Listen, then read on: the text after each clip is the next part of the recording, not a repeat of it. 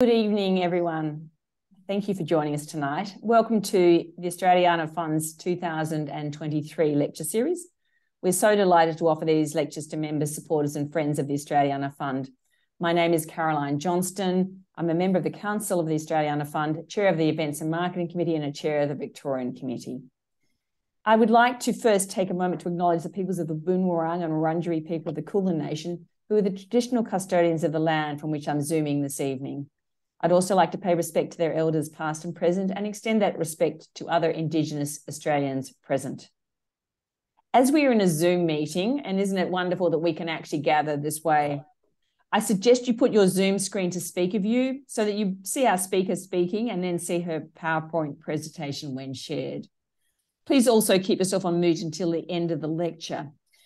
As many of the presentations can be quite dense with images, occasionally we have some delays in moving to the next slide. So just bear with us. We hope to provide as good an experience as the internet will provide us.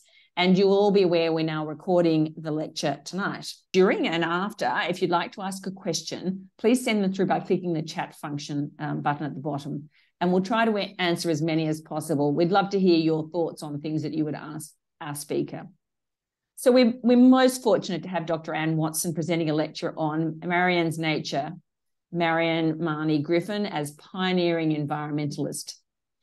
Chicago-born architect Marion Mahony Griffin was a woman ahead of her time. Over 5 decades and 3 continents, she promoted progressive ideas that are as relevant today, more than 150 years after her birth, as in her own time. This presentation explores Marion's pioneering role as an environmentalist, humanist and urban planning advocate in the US and Australia through her art, architecture and writing. Now to our speaker tonight. It's so delightful to have you here, Anne. Dr. Anne Watson has had a long association with the Griffins, including as curator editor of the 1998 Powerhouse Museum exhibition catalogue, Beyond Architecture, Marion Mahony and Walter Burley Griffin in America, Australia and India. Editor of Visionaries in Suburbia, Griffin Houses in the Sydney Landscape in 2015, and curator of Paradise on Earth at the Museum of Sydney in 2021, celebrating the sesquicentenary of Marion's birth. Anne has also written and lectured extensively on the history of the Sydney Opera House. Now I'd like you to join me in welcoming Dr. Watson, and thank you so much for joining us tonight. Anne, over to you. Thanks, Caroline. It's a pleasure to be here. And hello, everyone else, and Grace and Andrews and all friends there. Well, I'm coming to you from the traditional lands of the Caragal people in glorious Gurungai country in Sydney's northern beaches. I pay my respects to elders past and present and hope that their guiding spirit will discourage the internet from dropping out the way it did this morning. And happy Valentine's Day, everyone. Thank you for coming on what should be, you should probably all be out celebrating or having a good time. But in fact, it's very apt because Valentine's Day is actually Marion's birthday. So, so what are the odds? 365 days in the year. It's very weird. Totally coincidental that my lecture is falling on her birthday. Well, Marion Lucy Mahony was born in Chicago on this day in 1871, just months before the Great Fire all but destroyed the city. The Mahony family, and Marion was the second oldest of 5 children, subsequently moved north to the leafy village of Hubbard Woods, where Marion, who described it as the loveliest spot you could imagine, was encouraged to explore and develop her love of the natural environment, but also to experience the encroachment of suburbia over time. We children were educated by that greatest of teachers, Mother Nature, and in her loveliest mood, she would write in her memoir. This is a photo of Hubbard Woods. So in 1905, so Marion grew up there in the 1870s. Most of these houses would have been built since then. Hubbard Woods is north of Chicago and fronts Lake Michigan. And so it was a very sort of formative influence on her life. Both Marion's parents were educated with progressive political, cultural and social ideas and many connections with activists and reformers. While a move back to Chicago in about 1880 meant that Marion lost her rural playground, it brought her into closer contact with this liberal-minded milieu, centred largely on her mother, Clara, after the death of her father in 1882. Both aspects of her upbringing would inform her adult life and professional career. Marion was the second woman to gain a professional degree in architecture from MIT in 1894 and the first to pass the Illinois licensing exams. They were hugely significant achievements for a woman in late 19th century America. After graduating, she worked for a year in the architectural office of her cousin, Dwight Perkins, and then, as is well known, with Frank Lloyd Wright for almost 15 years from 1895. Her lively repartee with the boss has been documented by several male colleagues, but it is the architectural rendering style she initiated in the creative environment of Wright's studio that has sealed her place in the history of 20th century architecture. This is the Frank Lloyd Wright studio in Oak Park, as it looks pretty much now. And of course, if you ever go to Chicago, you can go on tours of the studio. Well worthwhile. Well, in 1905, Wright visited Japan and came back with a huge collection of Japanese woodblock prints. So on the left is Marion's drawing of the De Rhodes house, designed by Wright in 1906. Wright has inscribed it, drawn by Mahony after FLLW and Hiroshige, of course, the Japanese artist. But Marion has here included her monogram, MLM. So she's kind of snuck it in there and is claiming some territory. So this was one of the first of the renderings for one of Wright's projects that incorporated elements of the sort of Japanese aesthetic. And on the right is the Hardy house, even more sort of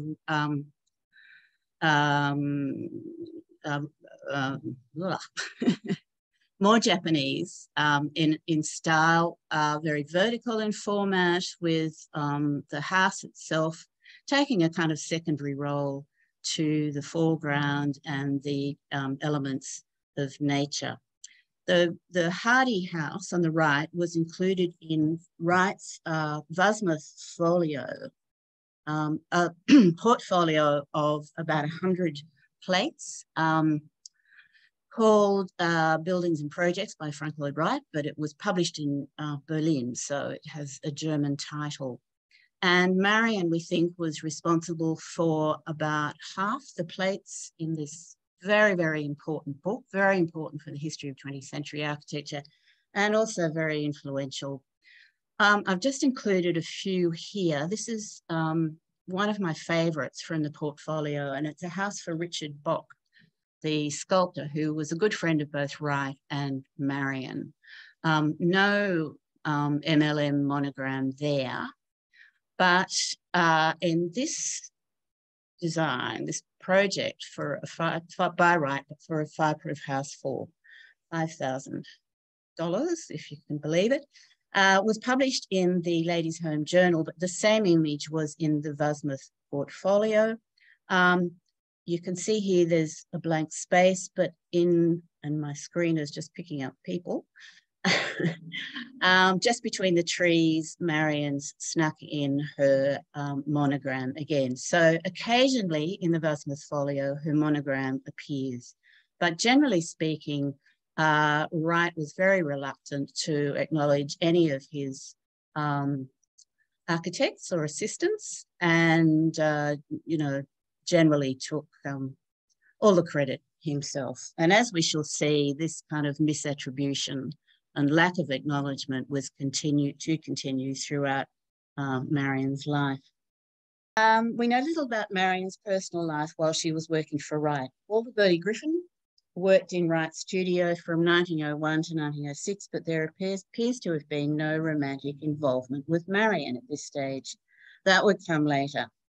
One wonders what Griffin, both architect and landscape architect, thought of Marion's very fine drawings, with her obvious delight in depicting the natural world.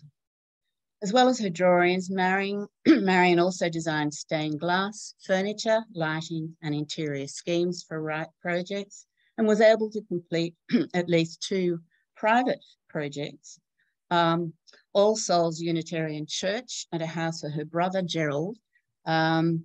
Unfortunately, both have since been demolished, but some stunning examples of the stained glass decoration, all designed by Marion, have survived. This is the interior of All Souls Church. It is in Evanston, near where Marion lived. Over to the right is one of the side windows. You can see them there. That was recently acquired by the National Gallery of Victoria, which is wonderful. Pity it didn't go to the Powerhouse. And then this stained glass, which was sold, as far as I know, fairly recently in an auction in America, possibly gone into a public collection, but I haven't been able to find out where. And it appeared above the entry to this church. And then just this gorgeous, you could see the sort of Wright influence as well, but this was one of the windows that Marion designed for her brother Gerald's house, and it's currently in the collection of the Art Institute.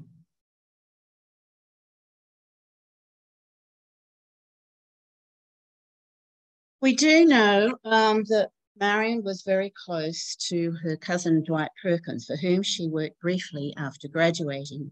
A few years older than Marion, he was a fairly constant presence in both her childhood and early career. Perkins studied at MIT and established a well-regarded practice in Chicago. He designed Steinway Hall in the mid-1890s, an 11-story building on Van Buren Street, whose upper floors housed an enclave of like-minded artists and architects that included Griffin, Wright, Mahony, and others in the late 1890s. But perhaps most significantly for Marion was her cousin's pioneering environmental activism, particularly the preservation of the natural landscape around Chicago in the face of spreading urbanisation. Perkins campaigned for years for the establishment of the Cook County Forest Preserve System, successfully made law in 1916, and around 1908 established the Prairie Club to facilitate guided walks to raise public awareness of the need for conservation strategies. Walter was a founding member of its committee, and it is likely that Marion, at the very least, took part in the club's walks and environmental advocacy. And I found these photos online, taken about 1911, so around about the time when Marion might have been. I couldn't find Marion in any of them, and she never wore hats, so we know that's not her. But it just kind of underlines, I guess, how, difficult it was for women in those days with, their skirts, their long skirts and their hats and all the clobber that they wore, sort of navigating through fields and through, bushland.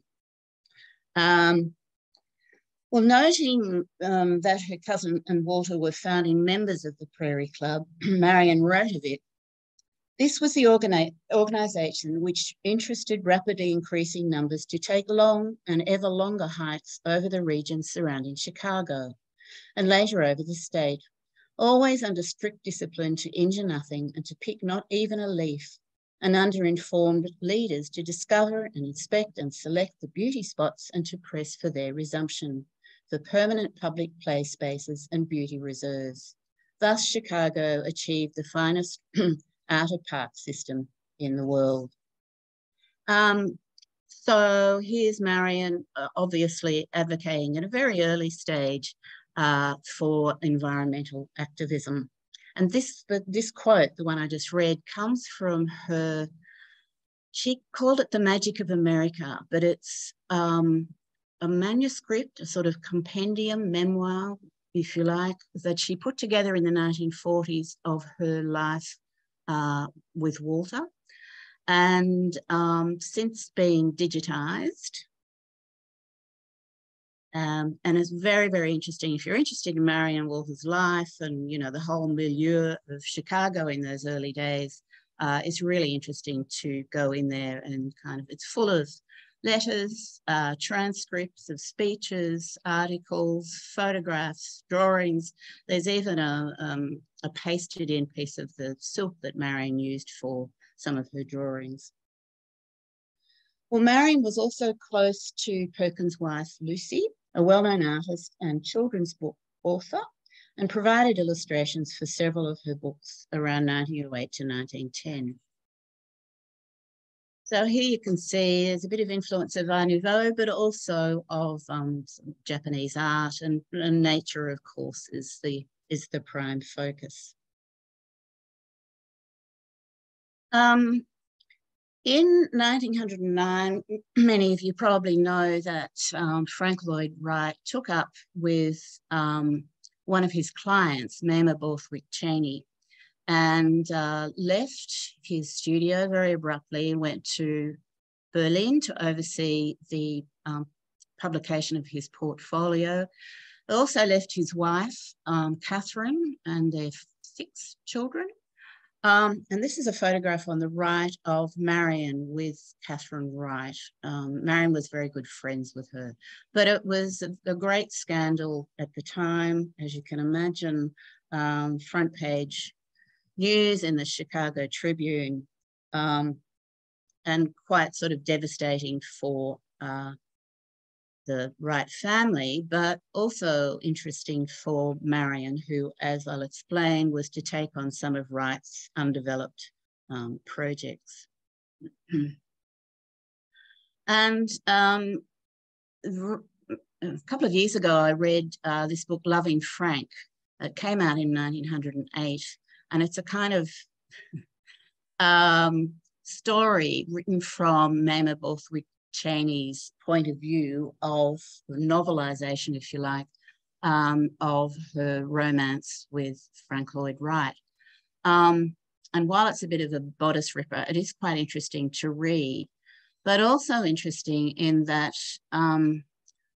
truth being more extraordinary than fiction quite often, it details in a kind of narrative form the terrible attack at the Wright house on Mama Cheney and her 2 children, in which they both, the attack was by a servant, they both, she died as well as her 2 children.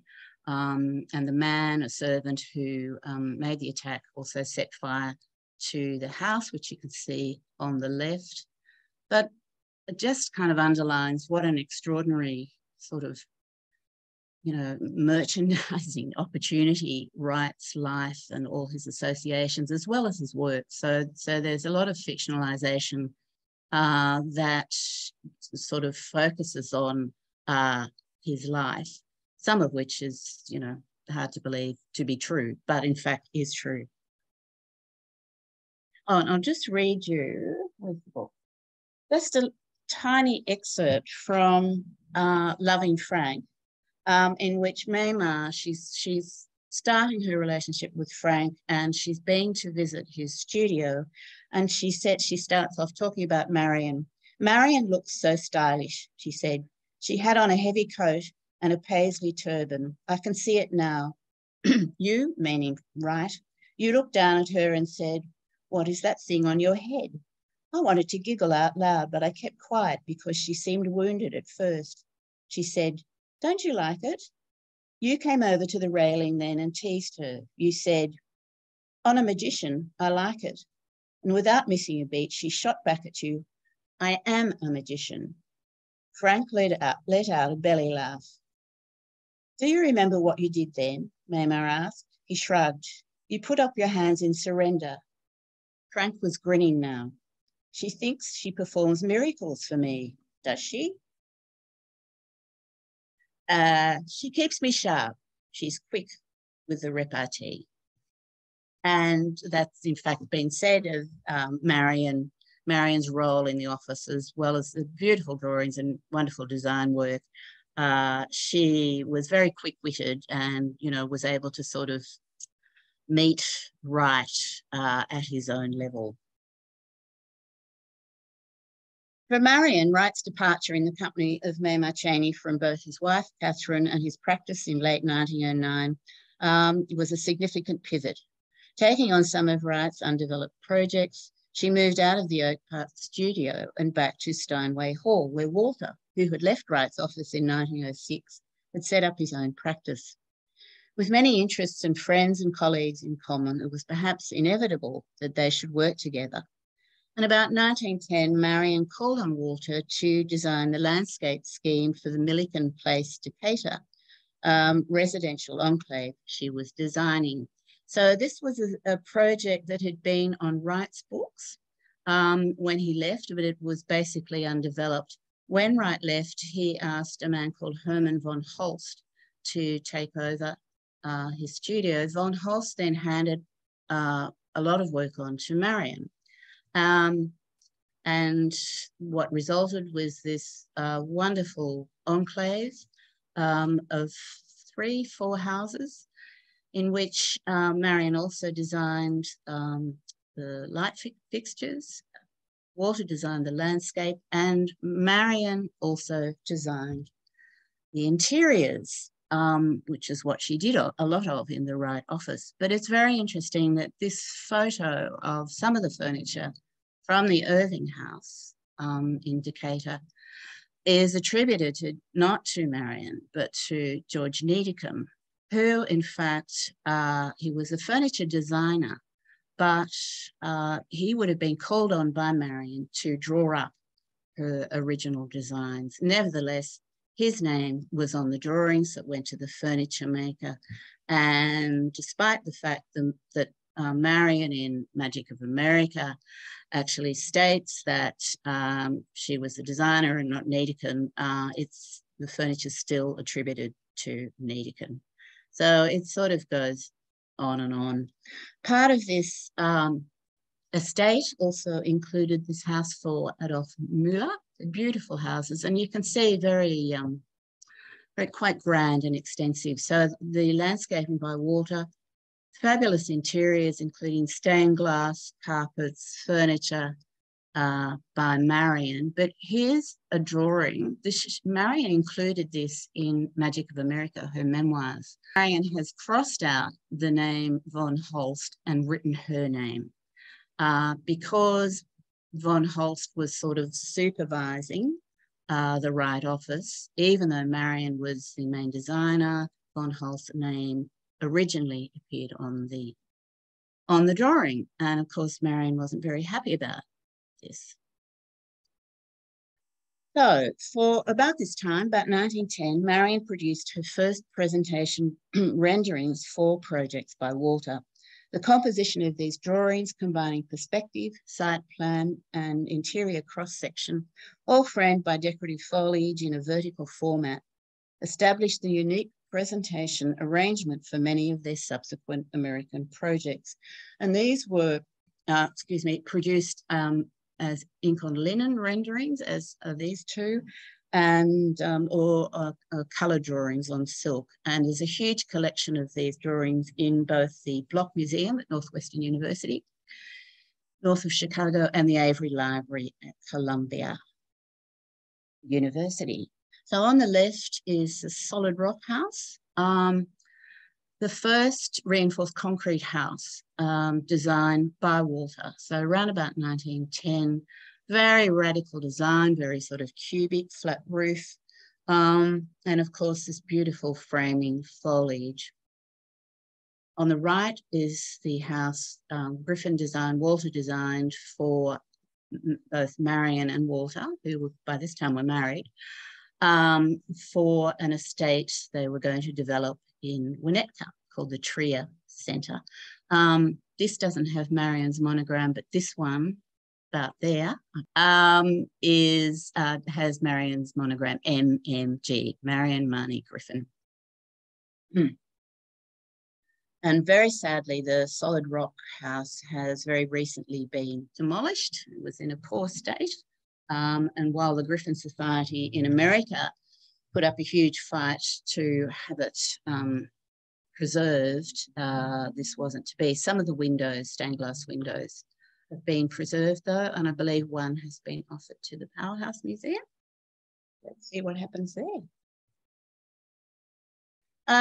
Both Marion and Walter were extremely enthusiastic campers and bushwalkers, and there are some wonderful photographs on the left, camping in Illinois.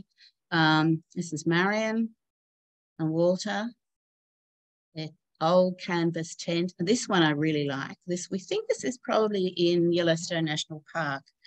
Here's Marion, always in profile with her sort of turban headgear, and Walter looking quite sort of typically diminutive over to one side. Well, apart from their love of nature and of getting out into it, Marion and Walter's mutual passion for the natural environment seems to have been mutating into a different kind of passion, one for each other. I was swept off my feet, reminisced Marion, by delight in his achievements in my profession, then through a common bond of interests in nature and intellectual pursuits, and then with the man himself. It was by no means love at first sight, but it was a madness when it struck. How appropriate is that for Valentine's Day? About this time, they brought a canoe, which they called the Alana, which is apparently Irish for beloved, and spent the weekends exploring the Chicago River and its tributaries in order, in Marion's words, to rediscover domains in the same pristine state of loveliness as in centuries gone by. This is just a photograph of Marion in a canoe on Middle Harbour. So this is sort of later in the Castle Crag years, but it just gives you an idea of what she looked like paddling down the Chicago River. However, their paddling trips also revealed the destructive effects of Chicago's rapid industrialization on this once pristine environment. Marion wrote of one excursion, canoeing down the Calumet River to Lake Michigan, and she wrote, "From the wonder section of the natural stream, we passed to town after town in this industrial region, incredibly sordid, with the waters thick with the poisonous byproducts of the mills, where it would have been the easiest thing in the world to have kept the river and its banks as permanent playgrounds for the growing communities. Was ever any civilization so stupid, so barbarous?" It's hard to believe that this was actually produced as a postcard around about 1907. So there was obviously some sort of glorification of the industrial blight that was occurring in Chicago at the time. Significantly, perhaps, it was on one of these excursions in the summer of 1911 that they got out of their canoe, walked into the courthouse in Michigan City at the bottom of Lake Michigan, and were married. So soon after they were married, they set up their professional collaboration. And even before that, about 1910, Marion was approached by a man called Joshua Melson, who, with a partner, had recently purchased a large tract of land near Mason City, Iowa. Ironically, Melson had first approached Wright to design his and other houses in the development, but Melson wanted more than just a house to set by the roadside, as Marion described it. He got it. The house that Marion and Walter designed for Melson was like no other, and very unlike Wright's, and apparently Melson loved it. Indeed, the whole development was a chance for the Griffins to combine their talents and interests over the next 2 years. So here they're bringing together their environmental town planning and their sort of architectural interests. And the Rock Crest Rock Glen development, which included this wonderful house for Melson, which really sort of prefigures what happened at Castle Crag, where they use local stone, and the structure of the house seems to kind of merge out of the landscape. But Marion produced a very beautiful, I think this is silk, a watercolour on silk drawing of a sort of bird's eye view of the whole Rockcrest Rock Glen development, which consisted of what was to consist of 19 houses. And they were sited beautifully along the edges of Willow Creek for the views, respecting nature, all the things that were to inform their ideas later in Castlecraig. Sadly, only 5 of the houses at Rockcrest, Rock Glen, were actually built.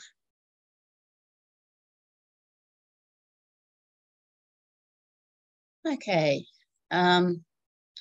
so as I said, Rockcrest combined the Griffins' urban planning and environmental principles, and it was these ideas that on a grander scale informed the Canberra plans completed in late 1911 while Rockcrest was developing, and of course Castlecraig a decade or so later. As at Rockcrest, the Canberra site's natural features dictated the city's plan, which also expressed symbolically the Griffins' democratic ideal for the new capital. Significantly, and perhaps recalling the horrors of Lake Michigan's industrial blight, the plan allowed for plentiful parks and recreation spaces, particularly around the shores of the man-made lake, what is now Burley Griffin, but in a different sort of figuration, which in the 1913 Griffin plan was pretty much free of residential developments, unlike now, I guess you could say. But probably you're all familiar with Marion's beautiful drawings for the Canberra competition entry. Watercolour, ink and gold paint on linen, sort of Holland blind linen, so they could be rolled up and sent from Chicago to the judging in Melbourne, and then put together, they formed these, there were 4 of these sort of panoramas. This is just a shot that I took from the wonderful exhibition that was at the National Archives early last year that looked at Marion's contribution, was also a sort of celebration of her sesquicentenary. And then this beautiful, again, one of the competition entries that shows a vista over what was planned for Canberra from Mount Ainslie. Well, it was the Canberra project that brought Marion and Walter to Australia in May 1914.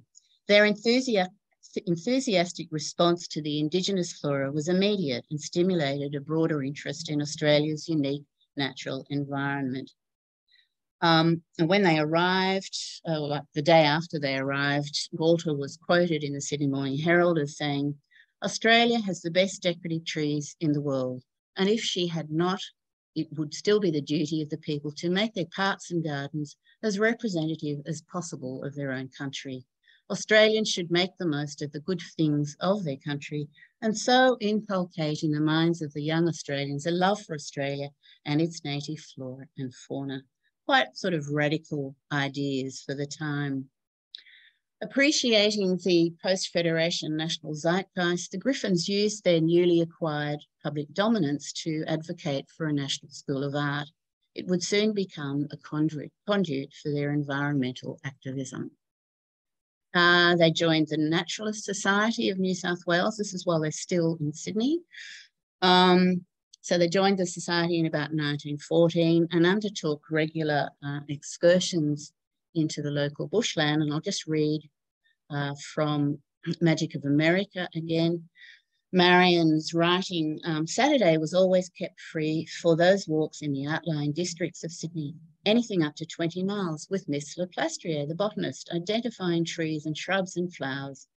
By the end of the year, Walter knew more than anyone in Australia of what was significant for a landscape architect and could recognise plants more accurately from near or far away. Only the Aboriginals, waiting here, could beat him at that. Walter may have been very knowledgeable, but as was soon evident, so was Marion. One of the catalysts for the Griffins' scientific interest in Australian flora at this time was their vision to revegetate the mostly denuded hills around Canberra with native and exotic plants, massed according to colour to provide a sort of colourful landscape patchwork. It is likely that the planned landscaping was the motivation for Marion to embark around 1916 on an extensive listing of plants, Indigenous and exotic, tabulated, in her words, to show different growth requirements of soil, moisture, and so on, heights and shapes of growth, colours of flowers, foliage, berries, and barks. There were those who thought it might become a work of national importance. And it's wonderful that these catalogues, designed by Marion and put together by Marion, have been preserved at the National Library as part of the collection that came from the Nichols family. I'll get onto them in a minute. So this is the Red Hill, the remnants of the Red Hill planting that survive just outside Canberra. And you can see there's callistemon and other native plants. It's actually really nice to go up there if you're ever in Canberra and haven't done so far, to go up to the top of Red Hill, and you can walk through this landscape, this remnant, and there's a cafe up there, etc. Alas, Canberra's painted hills were never realised except for the Red Hill planting scheme. The red flowering callistemons and other native species are now cared for by the Red Hill regenerators and were safeguarded by a heritage listing in 2018, a century after horticulturalist Charles Weston, working under instructions from the Griffins, began planting the area. And here's Weston at the Yarralumla nursery. And amazingly, some of the plant cards that were produced at the beginning of this kind of planting venture have survived. And just to throw this in, I love Kathy Franzi's work, and about 10 years ago, she was inspired to create ceramics that were inspired by the Red Hill planting, and these were acquired by the ACT government. And just 2 days ago, while I was just doing a little bit of background hunting online, I came across this article in the Canberra City News about the site of the Marion Mahony Griffin native garden, Grevillea Park Barton, which, as we speak, is having its inaugural planting. So it's happening today. I don't know anything more about it, but it's interesting that, you know, Marion is finally getting some acknowledgement for the, you know, her amazing contribution, I guess, to our history, to architecture, art. Well, Marion's plant catalogues undoubtedly supplied a valuable reference source for the landscape scheme for the Griffins Newman College in Melbourne in early 1916. Here, as Marion records, Australian trees and shrubs were to be planted in ensembles according to habit of growth, colour and time of blossoming, so that there will always be some section which is in attractive bloom. This is another one of Marion's watercolour on silks. In Melbourne, where they lived from 1915 to 1925, the Griffins practiced what they preached, literally in their own backyard. And one of my favourite photos is gardening outside Foliota, their very minimal one-room house in Heidelberg. Foliota means mushroom. It was built of Nitlock, the concrete block system that Griffin with others patented in 1917. And here's an image of the interior. It was basically a square with each corner curtained off for, you know, ablutions, whatever. So they were intent on living very simple lives and obviously relished the gardening. And here's Marion in her caftan, loose-fitting caftan, very functional, but very atypical for a woman of her times, untypical. And Marion wrote of Foliota in Magic of America. It nestled under the spreading branches of two giant gums and was so lovely in the midst of its ever-blooming garden that Mr. G and I used to walk backward every morning as we went off to the office, so as to delight our hungry eyes as long as possible. And it's interesting to contrast Marion's delight in their native garden with her criticism, voiced again in Magic of America, of the Australian fondness for unsuitable exotic plantings. And just bear with me, another quote from Magic of America. I think it's important for Marion's voice to sort of come through in all this. And she wrote, "In Australia, almost all the residential gardening consists of completely destroying all the natural growth and then putting in European plants, the consequence of which is no matter how beautiful a garden might be when made, sooner or later it entirely disappears, for such plantings require constant attention, without which they cannot last through the long dry seasons, so that on the whole the towns and suburbs are barren deserts compared with what we are accustomed to in America." Well, I guess Marion could not have foreseen how relevant her environmentally rational approach to landscaping would be a century later, as a warming climate and decreasing rainfall, except perhaps for last year, dictate more pragmatic garden schemes. Choosing plants according to their suitability to the topography, climate and soil type, as well as their aesthetic attributes, is a lesson we are being forced to embrace as we grapple with changing weather patterns. I've mentioned the Nichols collection. Eric Nichols was the Griffins' partner for many years, both in Melbourne and in Sydney. And when Marion returned to Chicago in 1938, the Nichols family took possession of the Griffins' huge archive, which included lots of photographs. About 10 years ago, it was given to the National Library. It's a great source of information about the Griffins. I just found these two photographs of the Griffins bushwalking, I guess, in Victoria. And I'd never noticed before in this one on the left that this is Walter in a buggy pulled by a horse on a very sort of difficult road, very difficult terrain, and probably Marion's taken the picture. But what it underlines is how basic, access was to the bush in their time. So this is around about 1918, so right at the end of World War I, actually. But how glorious the landscape was. This one, here's Marion, profile again. I don't think you ever see her full frontal, with her very sort of creative turbine headwear. Well, while Marion was compiling her plant catalogues in 1916, she was also designing interiors of the new Cafe Australia in Melbourne's Collins Street, a tour de force that integrated her sophisticated and daring design ideas and her enthusiasm for the decorative possibilities of natural motifs. In the cafe, nature, both abstracted and real, became a unifying theme.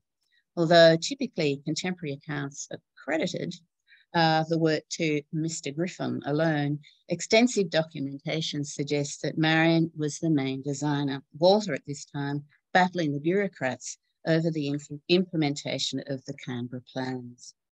The completely remodelled interiors, including furniture, consisted of 5 ground floor dining spaces, including a fern room, fountain, court and banquet hall, with an upper balcony beneath a great vaulted ceiling of open plaster tracery letting in natural light from the light well above, backlit stained glass ceilings, indirect concealed wall lighting, and spectacular standard lights on the upper balcony provided additional illumination.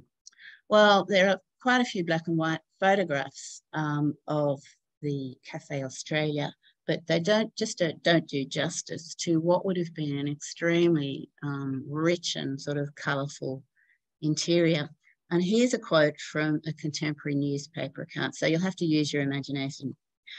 On to the fern room, the seething light, a continuation of the fountain court, but enriched with angular pattern of greens in geometric leaf form. Again, no division of partitions, but piers only of gold delft tile enclosing 4 pools for goldfish, with fountain spray lighted by a clever device throwing ever-varying prismatic lights glowing in the water and reflecting in the gold tile.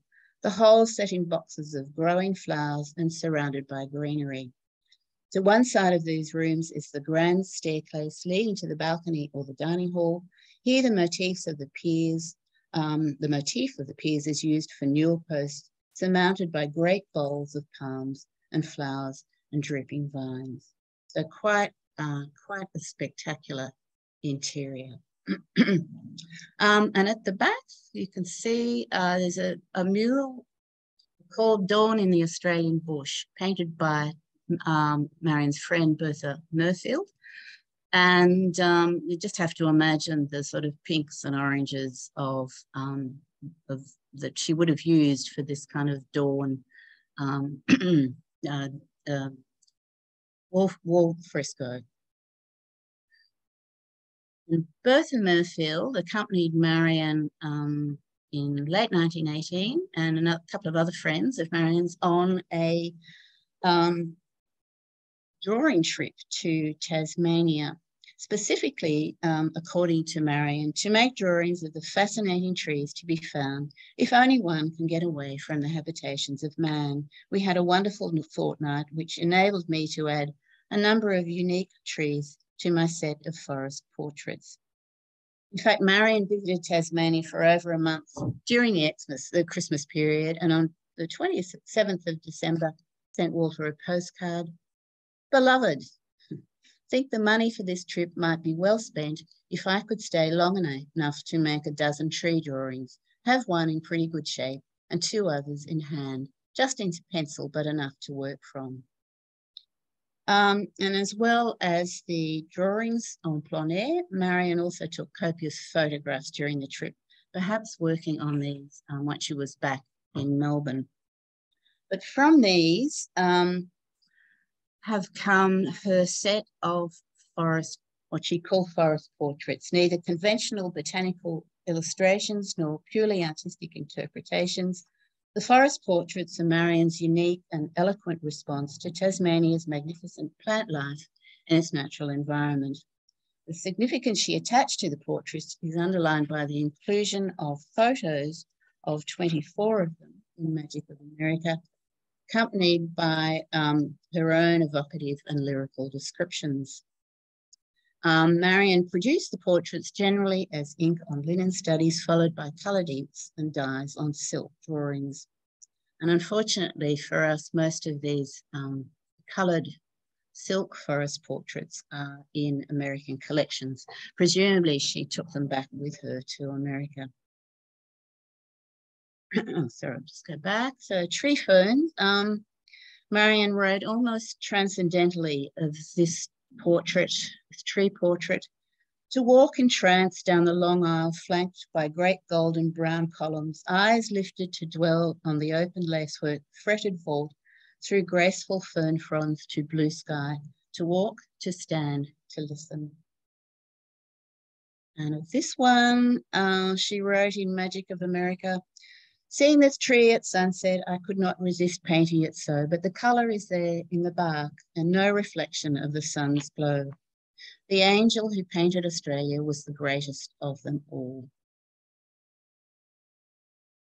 And this is one of my favourites, Banksia marginata, again, one of the Tasmanian forest portraits.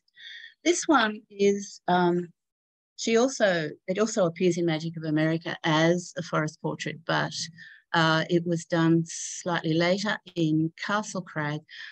Unfortunately, all we know about this one is from the drawing in Magic of America and a photograph of what looks to be the coloured silk final presentation that has survived in the Nichols collection.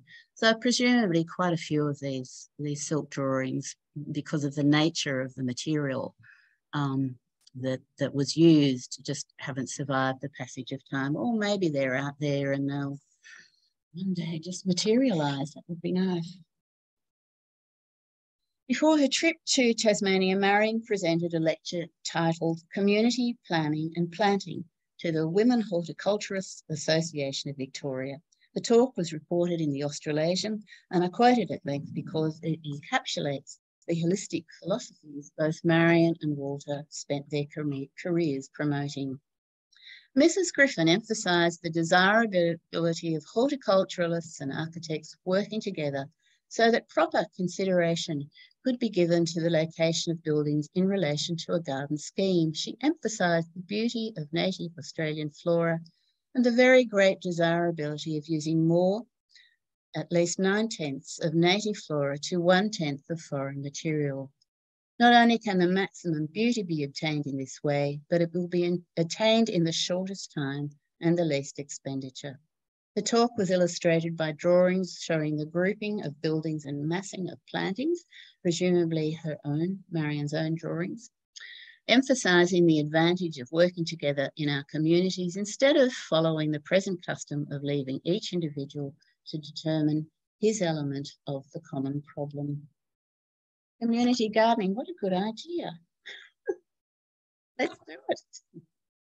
It's a quick pivotal quote because here is Marion 4 years after her arrival in Australia, advocating not just for the use of native plants in gardening, but also for the concept of coordinated community landscape and garden schemes, and the siting of buildings, an integrated approach to urban design that was soon to be pursued in the Griffins Castle Crag venture, what Marion called her paradise on earth. So I'm just segueing very quickly into Castle Crag. Castle Crag has its own story, and we don't have time tonight because it's quite late. In about 1920, the Griffins formed the Greater Sydney Development Association of shareholders, purchased 263 hectares of land, bushland, fronting Middle Harbour. This is a site plan for the very first house called GSDA number 1. Subsequently, about 15 houses were built between 1921 and 1934. The most grand is the Fishwick House, this one, built in 1929 for Thomas Fishwick. And probably the most complex and most of the houses were very modest. But this house, which has been owned by the same couple since the 1970s, has recently gone on the market. So if you've got a cool 5 million or plus, you might be able to buy a lovely Griffin house. It's a fantastic place, and maybe you can, if you're living in Sydney, you can wangle your way into an inspection, pretend you're a prospective buyer. Very beautiful. As well as the built houses, there were many, many designs for unbuilt projects. This is one for a woman called Eva Wolf-Carius. Interesting L-shaped design. And she has a very interesting backstory. She was a pianist and singer who was in Belgium during World War I and made a very dramatic escape back to Sydney. The house was never built, but she lived in the Astor in Macquarie Street. And if you're interested in these backstories, there's a bit of self-promotion here. They're all included, including the history of Castle Crag in Visionaries in Suburbia, a book I edited for the Walter Burley Griffin Society in 2015. The Griffins lived from 1925 in the Grant House in Castle Crag, and here's a wonderful photo of them all dressed up and ready to go to a Mexican night at Packy's Club in Elizabeth Street in the city, quite a bohemian nightclub. Marion became very involved, not so much involved in designing the houses in Castle Crag, but very involved in community affairs, particularly the theatrical events that were staged at the open air theatre, the Haven Theatre, which still survives in Castle Crag, I'm happy to say. And I love this photograph of Walter with one of the residents of Castle. And just to finish on Castle Crag. Oh, no, not quite. I'm nearly there, honest. Herman Junger was a photographer. He was the local agent for Leica cameras. He took lots of photographs of Castle Crag. Here he is outside the Mower house where he lived, his family. This is his collapsible canoe, if you can believe it. I don't know how it worked or stayed afloat, but anyway, presumably it did. And just a gorgeous photo of, you know, the sort of outdoor life that was enjoyed at Castle. And a very short clip from the film developed by the Griffins in 1927 called Beautiful Middle Harbour, and made to promote sales at Castle Crag, which was starting to flag by the end of the late 1920s. But a wonderful reminder, I guess, archive of Castle Crag with Marion and her terrific outfits that she made herself. This man that randomly smoking, we don't know who he is.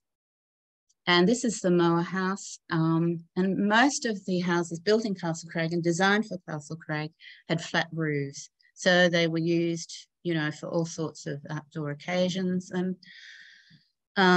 apparently very, very sort of strong community life in Castle Crag during the 20s and 30s and into the 40s.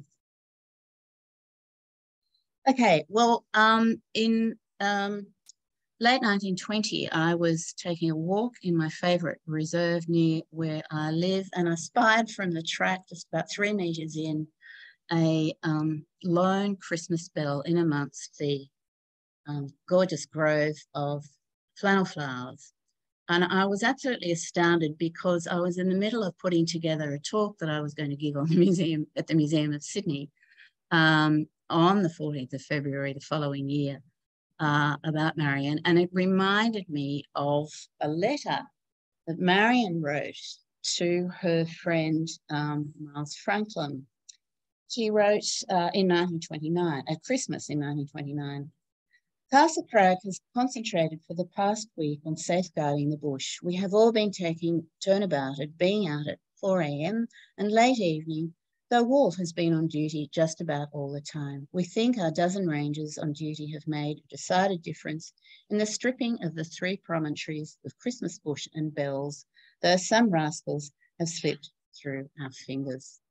Why don't you write, she's saying this to Miles Franklin, why don't you write an article for the press suggesting that Australians, instead of destroying the glory of the bush, make a religious ceremony of going out to see the Christmas bush in its prime and establish festivals for its worship.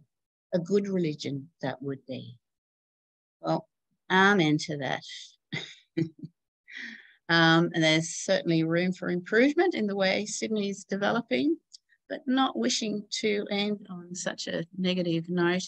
Happy birthday, Marion. 152nd birthday today. Thank you. That's it. And thank you so much. If you'd like to stop sharing and then we can see you again. Mm-hmm.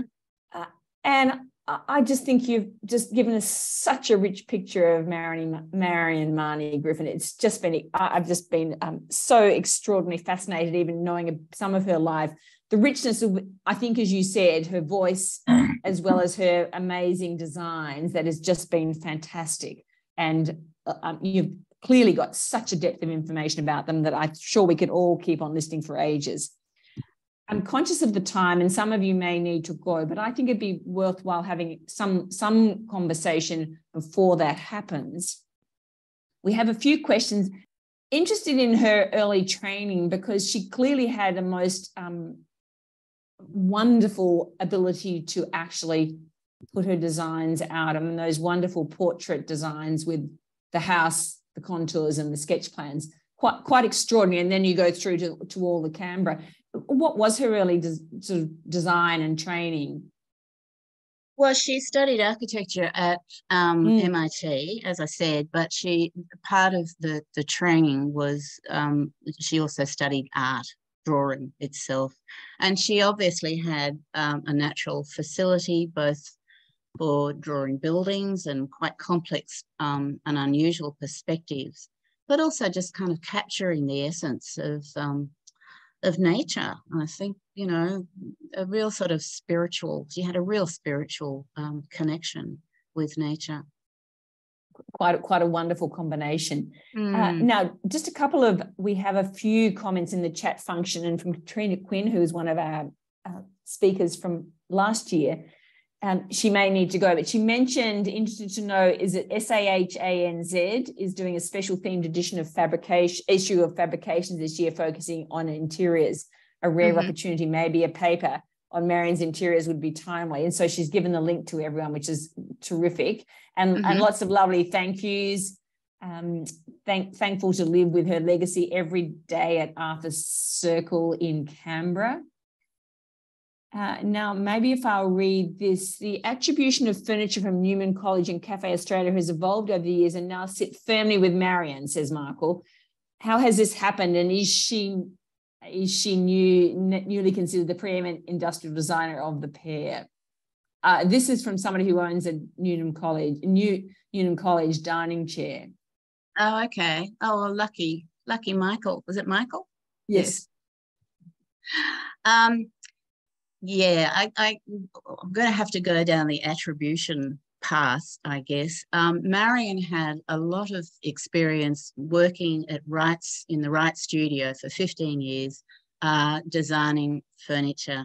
And I think the evidence of the interiors she designed for those houses that she designed after Wright left, and she took over some of his projects, really confirmed that she had great expertise as a furniture designer.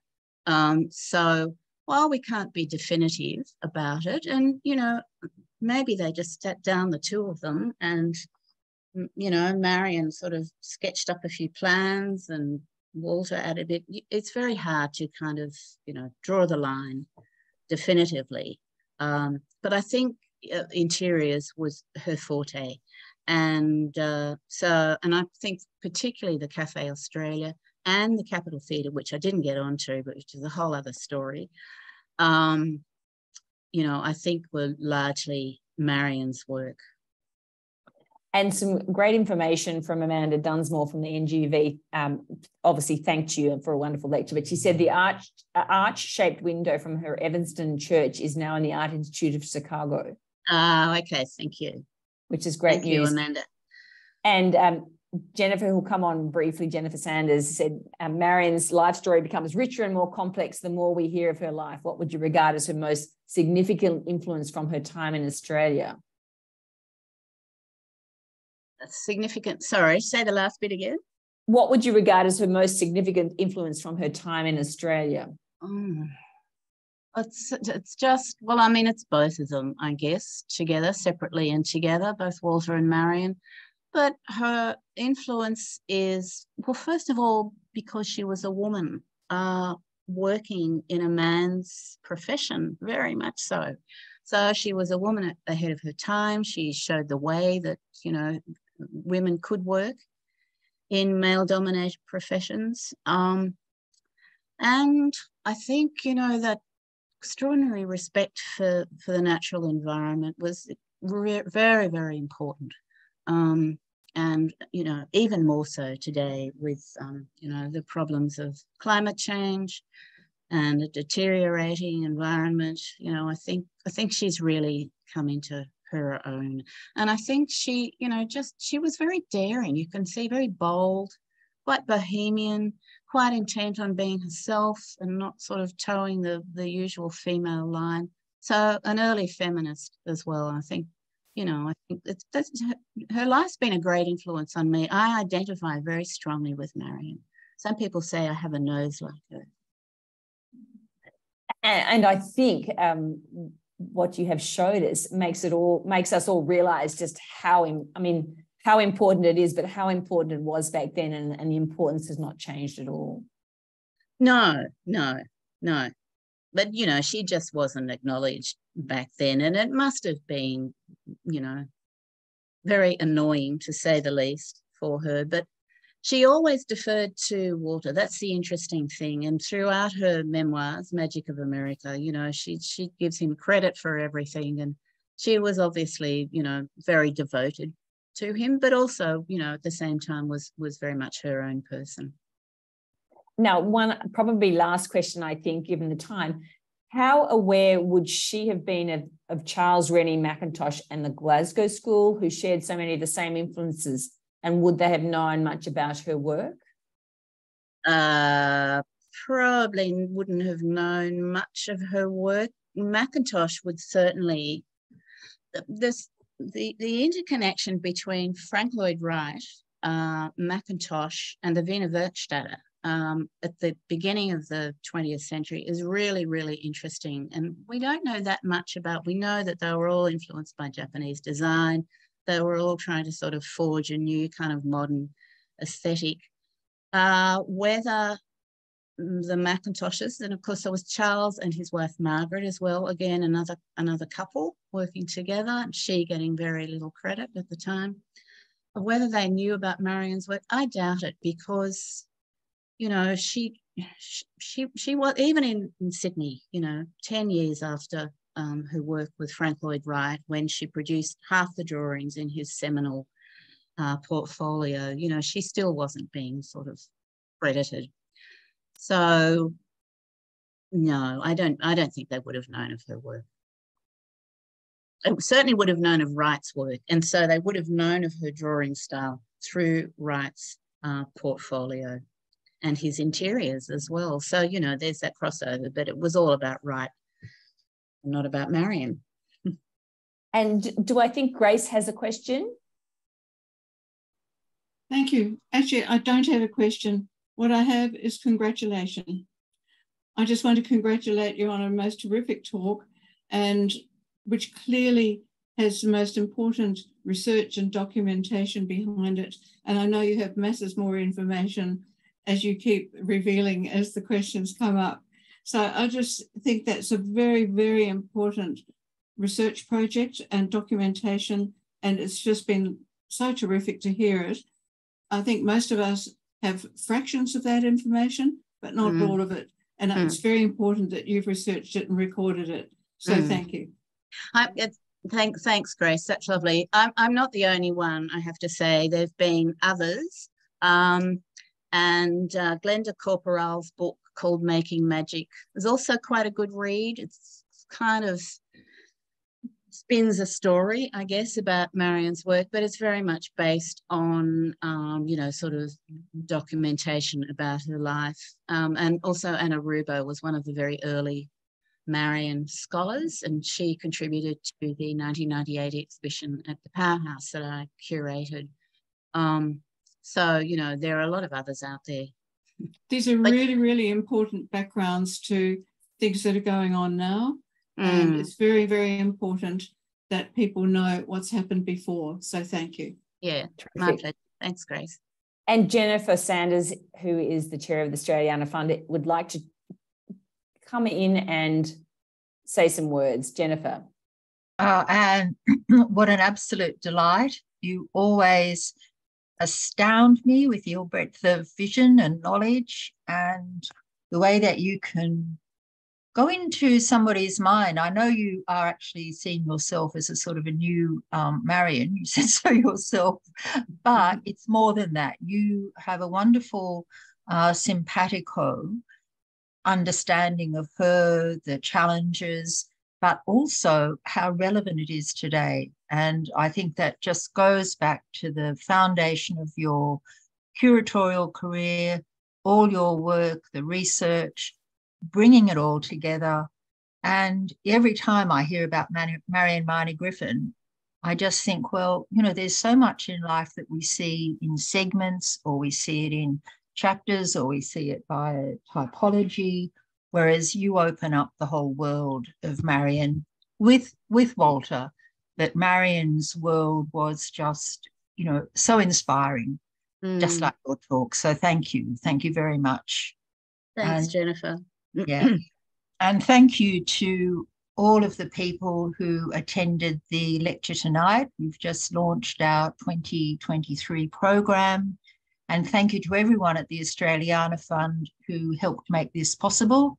They understand all the tech much better than I, and it's wonderful that the fund can be online in this way and reach people from across Australia, really. So thank you. And of course, all of this will be recorded and will in due course be up on the fund's website. So I'll leave to Caroline to now close up the session, but thank you, everybody. Thanks, Jennifer. And yes, I'd like to add my thanks. It's so great to see you all with us tonight, and a truly wonderful lecture that you've given tonight. I think we'll all be running off to get some books and more material. I'm sure some of you already have that. Yeah, thank you again from me. And just remember for the other series, we've launched number 2, which is coming in a month's time for this speaker series. There'll be others coming. I think you know where to book, but share it with friends and family and anyone that might be interested. And keep in mind, if you're also interested in the fund and its wonderful book collecting for the nation, that you can buy that through the website. And is there anything you'd like to add before we close tonight? No, thank you for all the wonderful comments. And I'm sorry I went over time. Probably should take out a few of those quotes. And thank you very much, Caroline and Sonia and Jennifer, for organising it all. Thanks again, Anne. Happy Valentine's Day. Yes, happy Valentine's. Good night, everyone. Bye. Bye.